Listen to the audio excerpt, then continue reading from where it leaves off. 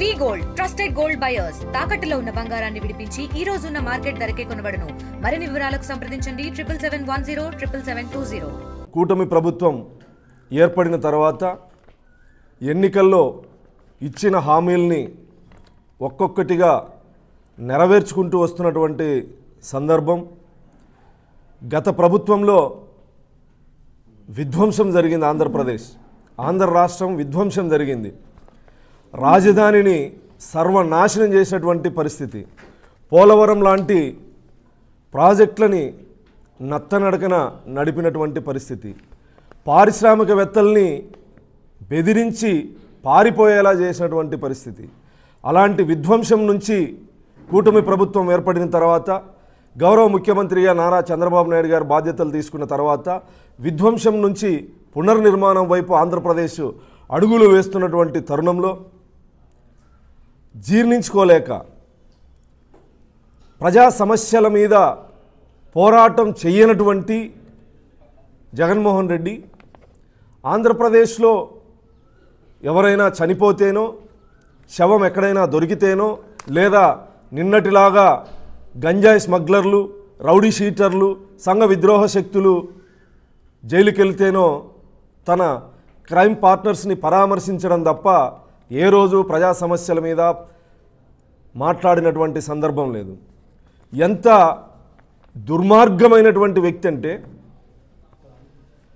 ఏ నాయకుడైనా ప్రజలకు సంబంధించి నిజంగా ప్రజలకు ఇబ్బంది కలిగితే ఒక పార్టీ అధ్యక్షుడిగా లేదా మాజీ ముఖ్యమంత్రిగా ప్రజల వైపు నిలబడి ఉద్యమాలు చేయడం సహజం.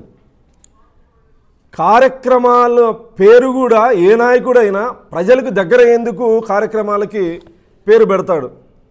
ఏ నాయకుడైనా. ఎంత గౌరవ ముఖ్యమంత్రి చంద్రబాబు నాయుడు గారు ముఖ్యమంత్రి అయిన తర్వాత ఓర్చుకోలేక, జీర్ణించుకోలేక, ప్రజలకు సంబంధం లేకుండా కేవలం చంద్రబాబు నాయుడు గారినో లేదా కూటమి ప్రభుత్వంలో వ్యక్తిగతంగా టార్గెట్ చేసే విధంగా ఈరోజు వెన్నుపోటు దినం అని చెప్పేసి కార్యక్రమానికి పిలుపు ఇవ్వడం, అతని యొక్క సైకో మనస్తత్వానికి, జగన్మోహన్ రెడ్డి యొక్క నీచ మనస్తత్వానికి, జగన్మోహన్ రెడ్డి యొక్క రాక్షస మనస్తత్వానికి ఇదొక నిదర్శనం. నువ్వు నిజంగా ప్రజా శ్రేయస్సు కోరే నాయకుడివి అయితే ప్రజల్ని దగ్గర చేసుకునే విధంగా ప్రజా ఉద్యమాలకు, పోరాటాలకు పేరు పెడతారు తప్ప ఇలాంటి నీ సైకోతత్వాన్ని బయటపెట్టే విధంగా, నీ ఫ్యాక్షన్ మనస్తత్వాన్ని బయటపెట్టే విధంగా, నీ యొక్క నీచ మనస్తత్వాన్ని బయటపెట్టే విధంగా, ఇది గతంలో రోషయ్య గారు ముఖ్యమంత్రిగా ఉన్నప్పుడు కూడా ఇలాగే వ్యవహరించినటువంటి వ్యక్తి, కిరణ్ కుమార్ రెడ్డి గారు ముఖ్యమంత్రిగా ఉన్న ఇలాగే వ్యవహరించినటువంటి వ్యక్తి, ప్రస్తుతం చంద్రబాబు నాయుడు గారు ముఖ్యమంత్రిగా ఉన్న ఇలాగే వ్యవహరిస్తున్నటువంటి ఒక సైకో మనస్తత్వం కలిగినటువంటి వ్యక్తి. 5 సంవత్సరాల్లో గుంతలు పడిన రోడ్లలో ఒక తట్టెడు మట్టి వేయలేనటువంటి దుర్మార్గమైనటువంటి ప్రభుత్వం.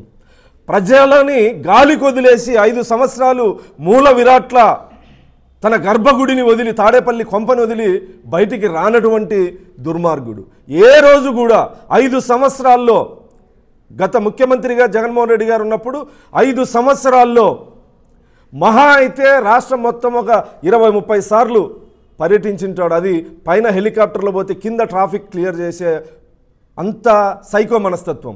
ఎక్కడికి వెళితే అక్కడ చెట్లు నరికేసేటువంటి దుర్మార్గం. షాపులు బంద్ చేస్తూ పరదాలు కట్టుకొని ఒక నియంతలాగా, ఒక రాజుల కాలంలో రాజులాగా తనను తాను ఊహించుకొని నియంతలా వ్యవహరించినటువంటి దుర్మార్గమైనటువంటి పరిపాలనని వెన్నుపోటు దినం అని చెప్పి చెప్తున్నటువంటి జగన్మోహన్ రెడ్డి గారు అసలైన వెన్నుపోటుదారుడు అనడానికి అనేక ఉదాహరణలు ఉన్నాయి.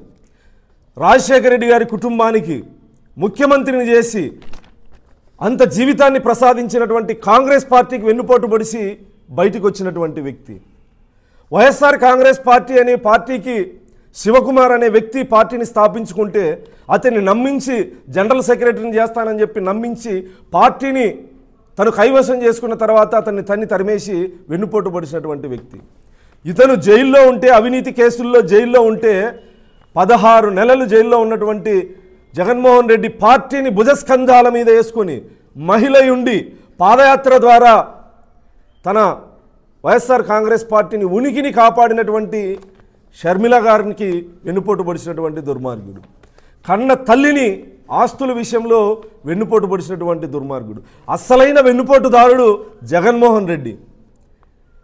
ఇతను ఈరోజు కూటమి ప్రభుత్వం అధికారంలోకి వచ్చి సంవత్సర కాలం పూర్తవుతున్నటువంటి సందర్భంలో నిజంగా ప్రజలకు సంబంధించినటువంటి వ్యవహారాల మీద ఉద్యమించాల్సినటువంటి ప్రత్యర్థి పార్టీ నాయకుడు కేవలం వ్యక్తిత్వ హననం చేసే విధంగా, చంద్రబాబు నాయుడు గారిని అగౌరవపరిచే విధంగా, ఇతర రాష్ట్రాల్లో ముఖ్యమంత్రి గారి గౌరవానికి భంగం కలిగించే విధంగా ఇతను ముందే సైకో, ఇది 100% వాస్తవం. అతని సైకో మనస్తత్వాన్ని బయటపెట్టే విధంగా వెన్నుపోటు దినం అని చెప్పి ఈరోజు సిగ్గు లేకుండా, అతనికంటే జగన్మోహన్ రెడ్డి గారికి బుద్ధి ఉందో లేదో నాకైతే తెలియదు, ఇంకిత జ్ఞానం అనేది ఉందో లేదో నాకైతే తెలియదు. కనీసం వైఎస్ఆర్ కాంగ్రెస్ పార్టీలో ఉన్నటువంటి నాయకులైనా నిన్నటి రోజునే ఉదాహరణకు తీసుకుంటే ఒక్కొక్కడి మీద 9 కేసులు, 10 కేసులు, 12 కేసులు ఉండి అక్రమ మద్యం కేసులు, గంజాయి కేసులు, భూ కబ్జా కేసులు, హత్యా ప్రయత్నం కేసులు, ఇన్ని కేసులు ఉన్నటువంటి వాళ్ళని పరామర్శించేకి ఒక మాజీ ముఖ్యమంత్రి పోతామంటే పోలీస్ కానిస్టేబుల్ విధి నిర్వహణలో ఉన్నటువంటి కానిస్టేబుల్ మీద హత్యా ప్రయత్నం చేస్తే బహిరంగంగా కౌన్సిలింగ్ ఇస్తే వాళ్ళకు అండగా వెళ్తూ దళితులు మైనార్టీలకి అండగా ఇక్కడ తప్పు చేసినటువంటి నరరూప రాక్షసులకి కులం మతంతో ఏ పని ఉంది? నీ పరిపాలనలో దళితుల మీద అంత దమనకాండ జరిగితే ఏ రోజు నువ్వు పరామర్శించలేదే? డాక్టర్ సుధాకర్ లాంటి వాళ్ళకి మాస్క్ అడిగినటువంటి పాపానికి నడు రోడ్డు మీద పోలీసులతో బట్టలూడదీసి అతని మరణానికి కారణమయ్యా నీ ఎమ్మెల్సీ సుబ్రహ్మణ్యం అనే డ్రైవర్ని చంపి డోర్ డెలివరీ చేస్తే కనీసం నీ ఎమ్మెల్సీ మీద చర్యలు తీసుకోలేదే? ఆ కుటుంబాలని పరామర్శించలేదే?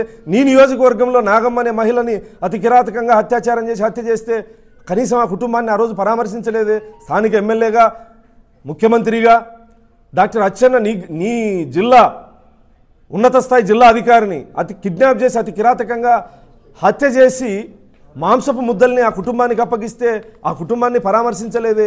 5 సంవత్సరాల్లో జరిగినటువంటి దళితుల పైన జరిగినటువంటి దమనకాండ విషయంలో ఏ రోజు స్పందించని నువ్వు ఈరోజు నీ క్రైమ్ పార్ట్నర్స్, నువ్వు ముఖ్యమంత్రిగా ఉన్నప్పుడు గంజాయికి రాజధాని చేసావు ఆంధ్రప్రదేశ్. ఆ గంజాయిని నీ వ్యాపారాన్ని విస్తరింపజేసినటువంటి వాళ్ళల్లో వీళ్ళు ఒకరు కాబట్టి నీ క్రైమ్ పార్ట్నర్స్ని పరామర్శించడానికి వెళుతూ ఇక్కడికి వెళ్ళి ఏం మాట్లాడారు? యువకులు తప్పు చేసింటారు, దాని గురించి నేను మాట్లాడను, కేసులు ఉండిండొచ్చు, దాని గురించి నేను మాట్లాడను. దేని గురించి మాట్లాడతావా? నువ్వు ఒక మాజీ ముఖ్యమంత్రివి. ఏదో దోచే అని నాగ చైతన్య సినిమాలో సప్తగిరి క్యారెక్టర్ ఉంది, లాయరు. మావాడు హత్యలు చేశారు, మానభంగాలు చేశారు, అయితే ఉరిశిక్ష వేసేస్తారా? మావాడు రౌడీ షీటరే, జోబుదంగే, అయితే ఉరిశిక్ష వేసేస్తారా అని మాట్లాడిన విధంగా ఒక మాజీ ముఖ్యమంత్రి స్థాయిలో ఉన్నటువంటి వ్యక్తివి ఒక్కొక్కడి మీద 9 కేసులు 12 కేసులు ఉన్నటువంటి రౌడీ షీటర్లను పరామర్శించడానికి వెళ్తున్నావంటే అక్కడ ఆ ప్రాంతంలో వాళ్ళని కిల్లర్ అంటారు. వాళ్ళు హత్య చేయాలంటే వేట కుక్కల్ని ప్రజల మీదకి వెళ్ళి సైకో అరుపులకి ఆనందం పొందేటువంటి రౌడీ షీటర్లని, కరుడుగట్టిన నేరస్తుల్ని ఒక మాజీ ముఖ్యమంత్రి స్థాయిలో పరామర్శించడానికి వెళ్తున్నావంటే నీ మానసిక స్థితిని ఆంధ్రప్రదేశ్ ప్రజలు ఏ విధంగా తీసుకోవాలి? రాష్ట్ర అభివృద్ధిలో పురోగతి లేకపోతే, సంక్షేమ పాలనలో పురోగతి లేకపోతే ప్రజల వైపున నిలబడి ఉద్యమించేటువంటి హక్కు ప్రత్యర్థి పార్టీగా, ప్రతిపక్ష పార్టీగా కాదు, ప్రత్యర్థి పార్టీగా మీలాంటి వాళ్ళకు ఉంటుంది. 5 సంవత్సరాల్లో సాగునీటి ప్రాజెక్టులకి ₹1 ఖర్చు పెట్టినటువంటి సందర్భం ఉందా? రాయలసీమలో హంద్రినీవా ప్రాజెక్టులో ఒక్క గంప, ఒక్క తట్టెడు మట్టి తీసినటువంటి సందర్భం ఉందా? ₹1 ఖర్చు పెట్టినటువంటి సందర్భం ఉందా? మీరా మాట్లాడేది రైతుల గురించి, ప్రజల గురించి. అస్సలైన ఈ రాష్ట్రానికి వెన్నుపోటుదారుడు, విధ్వంసకారుడు ఎవరైనా ఉన్నారంటే ఒక్క జగన్మోహన్ రెడ్డి తప్ప. ఈ రాష్ట్ర అభివృద్ధిని కాంక్షించేటువంటి వ్యక్తి, ఈ రాష్ట్రాన్ని సుభిక్షంగా ఉండాలి అని ఆకాంక్షించేటువంటి వ్యక్తి, 20-30 సంవత్సరాలకి ఈరోజే అడుగులు వేసేటువంటి వ్యక్తి గౌరవ ముఖ్యమంత్రి చంద్రబాబు నాయుడు గారు. అలాంటి నేత మీద ఇలాంటి పేరు పెట్టి కార్యక్రమాలు తీసుకుంటా ఉంటే ప్రజలు హర్షిస్తారనుకున్నావా? ప్రజలకు వాస్తవాలు తెలియదు అనుకుంటా ఉన్నారా? నిన్న మొన్న ఒక మాజీ ఎమ్మెల్యే, అనంతపురం ఉమ్మడి జిల్లాకు సంబంధించిన మాజీ ఎమ్మెల్యే జగన్మోహన్ రెడ్డి ఫోటో చూస్తే భయపడిపోతా ఉన్నారు అని చెప్పి మాట్లాడడం జరిగింది. ఆ వ్యక్తికి నేను చెప్తా ఉన్నా, భయపడితే ఫోటో తీసుకొని నడు రోడ్డు మీద పగలగొట్టండి అని చెప్పరు ప్రకాష్ రెడ్డి గారు. ఒక అనర్హుణ్ణి అర్హత కలిగిన ప్లేస్లో ఉంచడానికి వీల్లేదు, బయటికి విసిరి పడేయండి అని చెప్పాం. వినపడలేదా? భయమా? ఎందుకు భయపడతారు? ఆయన ఫోటో చూస్తే, సైకో ఫోటో చూస్తే మీరు భయపడతారేమో, ఫ్యాక్షనిస్ట్ చూస్తే మీరు భయపడతారేమో. తెలుగుదేశం పార్టీ కార్యకర్తలు నాయకులు కాదు. ఎందుకు భయపడతారు? మాట్లాడేటప్పుడు కొంచెమైనా ఇది ఉండాలి. నిజంగా మీలాగా భయపడే వాళ్ళు ఉంటే జగన్మోహన్ రెడ్డి గారి ఫోటో తీసి నడి రోడ్డు మీద పగలగొట్టండి అని చెప్పాం. ధైర్యంగా చెప్పాం. మా కార్యకర్తలకి పిలుపిచ్చాం. దుర్మార్గుడి ఫోటో ప్రభుత్వ కార్యాలయాలు ఉంటే నడి రోడ్డు మీద పగలగొట్టండి అని చెప్పి పిలిపించాం ధైర్యంగా. ఇక్కడ భయానికి ఆస్కారం ఎక్కడుంది? ప్రకాష్ రెడ్డి గారు మీసం తిప్పినంత మాత్రాన ధైర్యవంతుడు అని అనుకోవద్దు. అధికారం ఉంది కదా అని గతంలో అహంకారపూరితమైన మాటలు మాట్లాడావు. ఈరోజు ఏం చేశావు? ఈరోజు హంద్రీనివా గురించి మాట్లాడుతున్నావు, రైతుల పక్షాన మాట్లాడేకి ప్రయత్నం చేస్తా ఉన్నావు. 5 సంవత్సరాల్లో ఒక చుక్క నీళ్లు తీసుకురాగలిగారా? హంద్రీనివా జీవనాడి రాయలసీమకి నిర్వీర్యం చేస్తే మాట్లాడగలిగారా? సిగ్గుందా మీకు అసలు ఈరోజు మాట్లాడడానికి? ఇతర రాష్ట్రాల్లో పోయి చూడండి ఏ రకంగా సాగునీటి ప్రాజెక్టులు ఉన్నాయో. చివరి ఆయకట్టుకి నీరు రావాల్సినటువంటి అవసరం లేదా?